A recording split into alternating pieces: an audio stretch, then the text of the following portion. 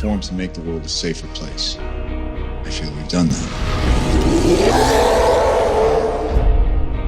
The world owes the Avengers an unpayable debt. You have fought for us, protected us, risked your lives. But while a great many people see you as heroes, there are some who would prefer the word vigilantes.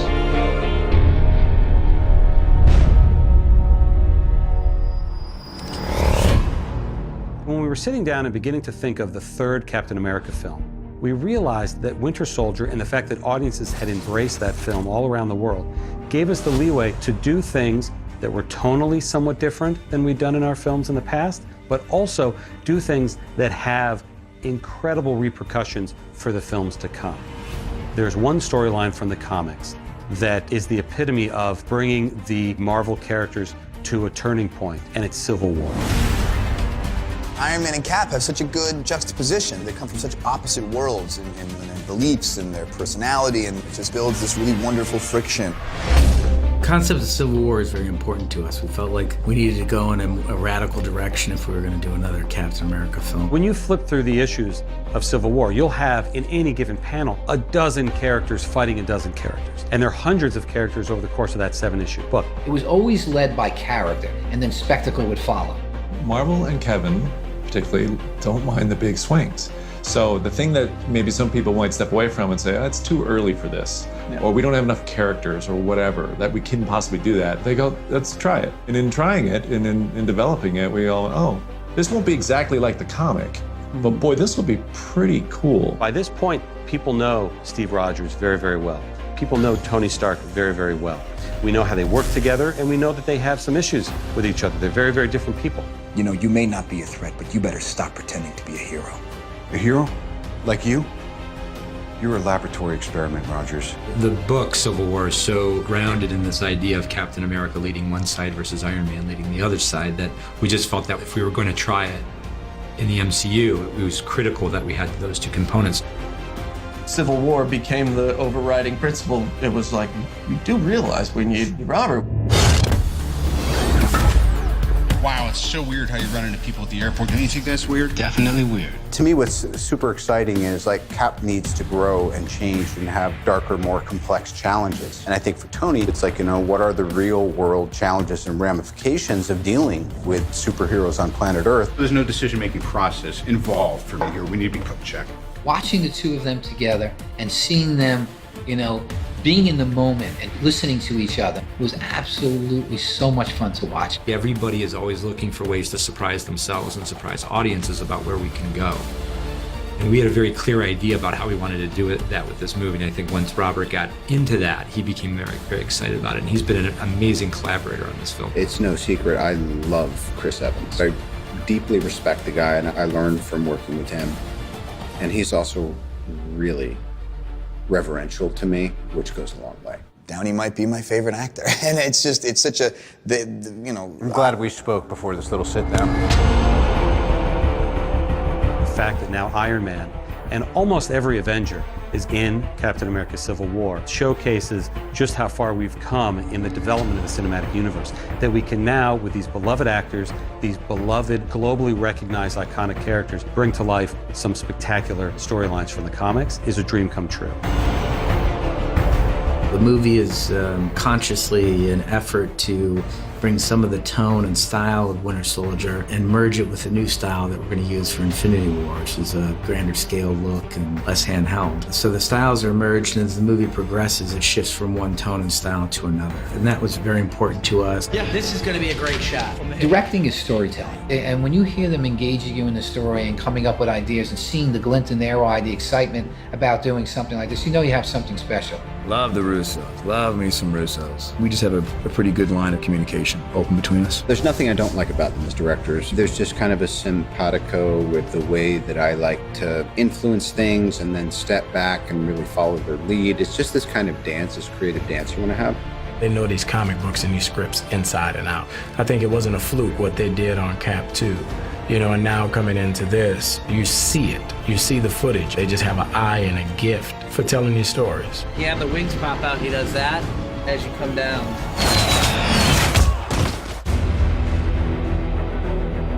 We're here on day one on set, and what we're working on right now is the first fight between Captain America and his rival, Winter Soldier.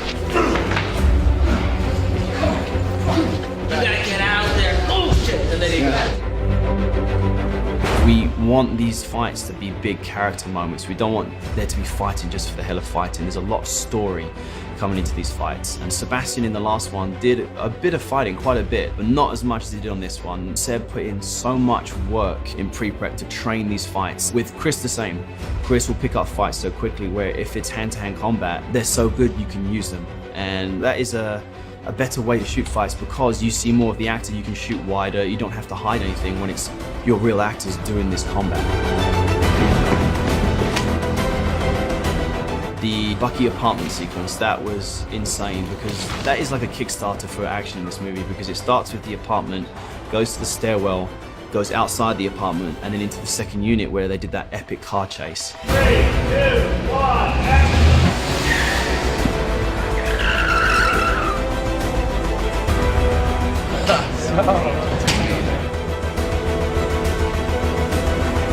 Next to him, he just slips his arm in right before he jacks out the door.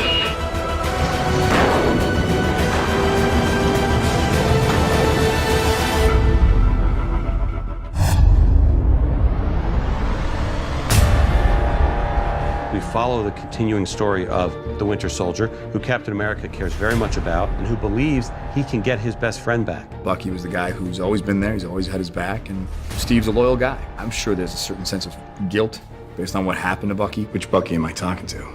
Your mom's name is Sarah. You used to wear a newspaper in your shoes.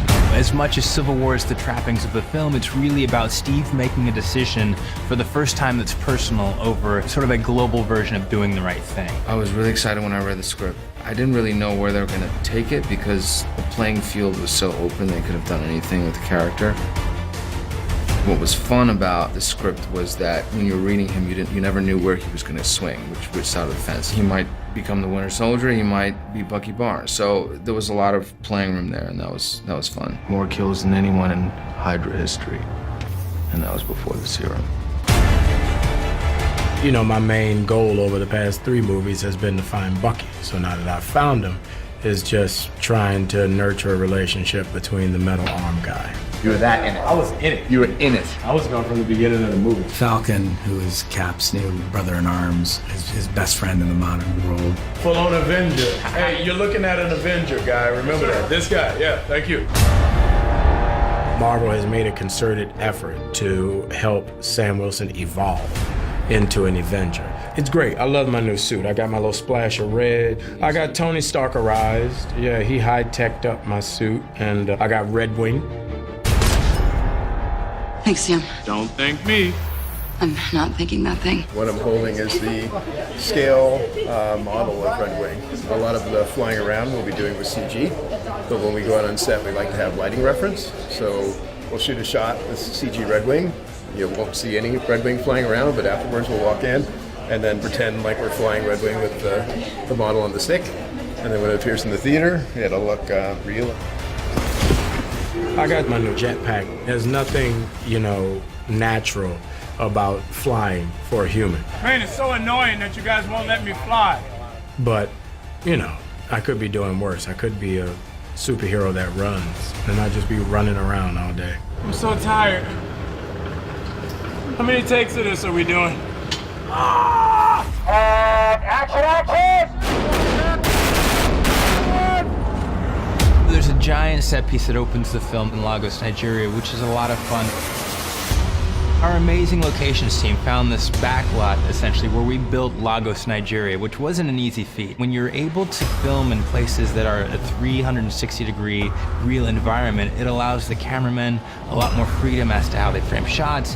It allows the stunt guys to really build things in an environment that's real, that gives them scale, so that when you see the film, it's really gonna feel as if you've gone to Africa. Where we at? We're back in Lagos. We got Crossbones doing his thing today. Frank Grillo in the house. I thought this would be a great opportunity to have just an unapologetic, murderous, venomous villain who could kind of stand his ground with these superheroes. Sorry, I don't work like that anymore. Get me another superhero, I'll bang him up too. When I saw the costume, I was excited. The look of it was kind of post-apocalyptic. It suits the character. Like when I get in the suit, I feel mean. I feel angry. You know, Rumlow has a history with Cap. And when they get to the point where they are about to apprehend him... You know I know you. Your pal, your buddy, your Bucky. Rumlow blows up a bomb, trying to blow himself and Cap up. Luckily, Scarlet Witch is close enough where she can contain the bomb with her powers and get it away from them, but it ends up killing a few bystanders.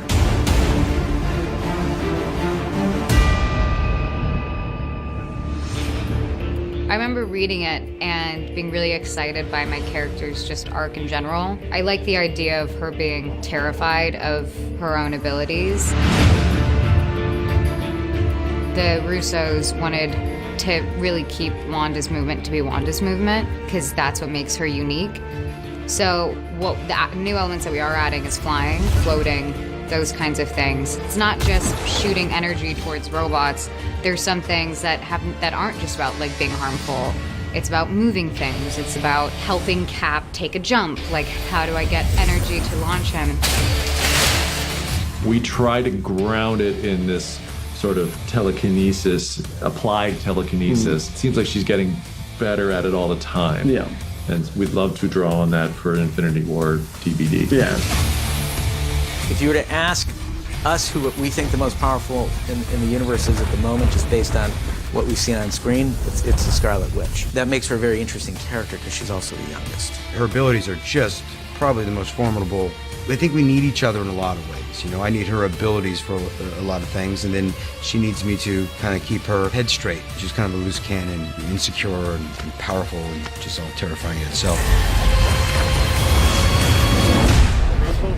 The Russo brothers was my first time working with them. They're very passionate about this universe, but they're also just cinephiles in general.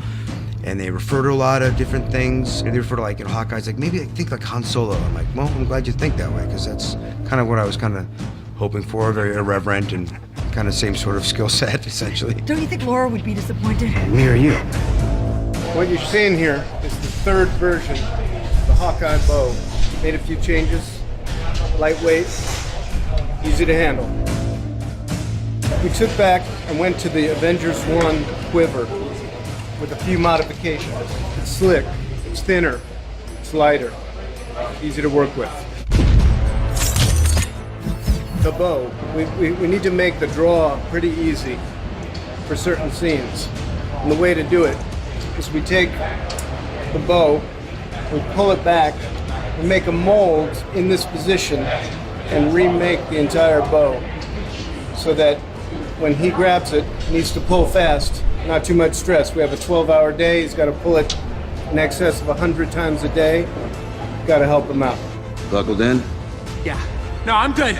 I'm good, Arrow guy. Let's go. Let's go. One of my most favorite things in this universe is when the characters use each other's assets or their abilities to be better. And I kind of do with Ant-Man.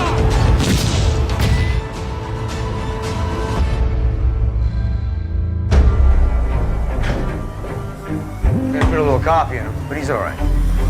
Right? When I showed up here for the first time and was doing a scene with Captain America and Falcon and all of them, it's like, whoa. I turned into a bit of a 10-year-old. It was pretty strange and really cool. And kind of the first time I thought, man, I really am part of it. This is awesome. It's Captain America. You. Right on. I think on the face of it, if you think of Ant-Man, you think, man, he's going to be overmatched when he faces the other Avengers. But the truth is, the power to shrink is something that shouldn't be overlooked. I'm the boss. I'm the boss. I'm the boss! The new suit is really streamlined and looks a little more high-tech. Now it looks like it's been tricked out and kind of fits in with modern times a little bit more. And it was exciting. You know, I had that same feeling as when I tried it on the very first time in Ant-Man, which is just, I'm looking in the mirror like, this looks awesome. Oh, what the hell was that? The helmet is different. You know, they're no longer the cables that snap back to the back of the helmet. Antennas go up from the bottom now. The regulator is different. There's no dial on it. I think that Hank and Scott have been hard at work really getting this thing fine-tuned. Ant-Man has the history of the anti-Stark sentiment as expressed by Hank Pym in Ant-Man. Guess Hank was right. You never can trust a Stark. He lines up pretty cleanly on Cap's side.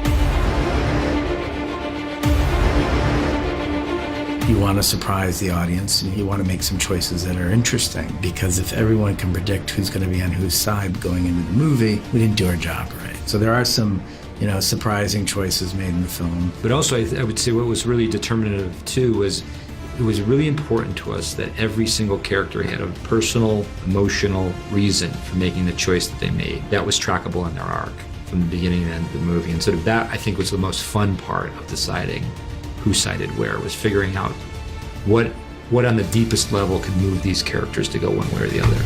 It's not villain versus hero, it's friends, it's family. This is sometimes the most dramatic conflict, when it's people that actually have a history and care about each other.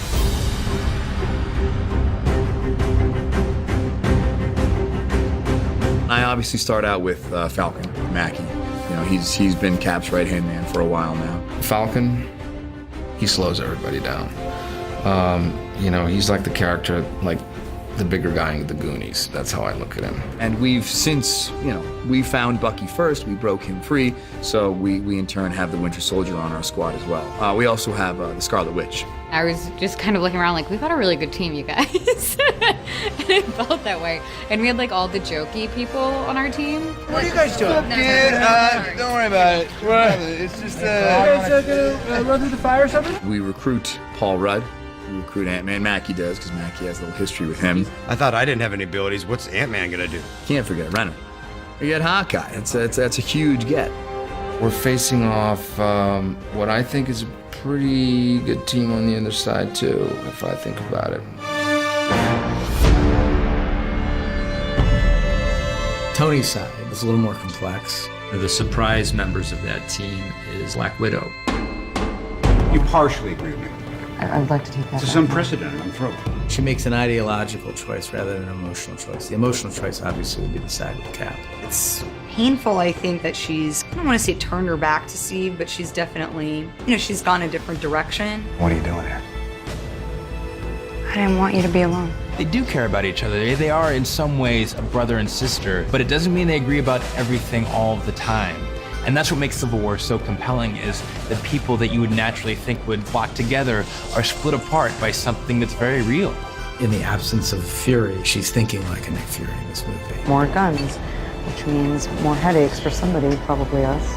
What makes this character really heroic is that she's kind of dug her heels in and said, look, you know, I could kind of go down this road, which would be the more desirable road personally, but she chooses this kind of greater calling. And in this film, we really see her move closer to a kind of leadership position.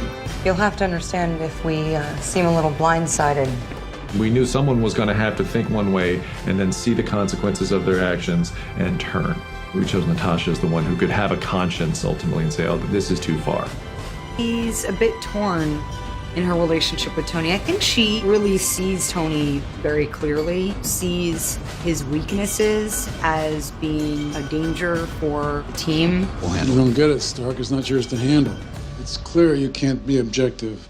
I'm putting special ops on this. What happens when the shooting starts? What, do you kill Steve Rogers? Well, it's great always to bring back a character into the universe who has a point of view and then apply that point of view or alter it slightly, give them a new presentation. What if I told you we were putting a team together? Who's we? We thought it'd be interesting to take General Ross, who was this hard ass, give him a heart attack, mellow him out a little bit, but give him that same agenda of control. Everyone was on board, which made it great. There was a lot of excitement and enthusiasm. I mean, he's a phenomenal actor. Found something. 40 years in the Army never taught me. Perspective. If if you get William hurt, you got to use him. You seriously think I'm going to listen to you after that fiasco in Leipzig? You're lucky you're not in one of these cells. It's funny because I have a bit of a trippy kind of, arc with him, but I adore the guy. How'd they look? Thrilled, Tony. They look thrilled. I was absolutely riveted by the comics and found them to be so imaginative and so morally authentic. They asked real questions. One thing that I've always wondered about in all my readings of all of these superhero comic books, what about the collateral damage? Suddenly I've got lines about it, and I've been waiting for that all my life. For the past 4 years, you've operated with unlimited power and no supervision. They want us to sign the Sokovia Accords, which will allow the UN to tell us when and where to go. Steve feels this is the wrong move, Tony feels it's the right one. And that kind of begins the conflict. You need an actor of his magnitude and his presence to be able to stand in front of that group of actors, hold the room, and make the audience fear for the future of the Avengers. And if we come to a decision you don't like? Then you retire.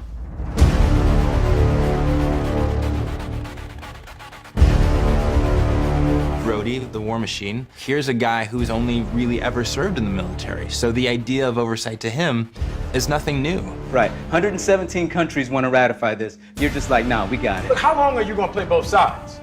There's only one side, Sam. It's usually Rhodey who's trying to pull Tony back, and now Tony is saying, no, I'm kind of on this side, and we need to do it this way. It's nice to have still yet another progression to their relationship. We need to be put in check. Whatever form that needs to take, I don't care. I'm game. I don't want to be in a universe where Rhodey and Stark aren't still brothers, and they've been through so much that it would be like, that to me is almost would be like, that's too many fractures. War Machine has a whole new look. He's a lot bulkier than he was in the previous movies. He feels like he's back to like being a full-size, almost wearable tank in a lot of ways. Sorry, Cap, this won't kill you, but it ain't gonna tickle either. Every time I'm in the suit, there's improvements. It gets lighter and lighter. So this suit is probably the lightest and most, malleable it's been yet. I could actually touch my nose with my arms this time. So I was very happy with the suit. Stand down now.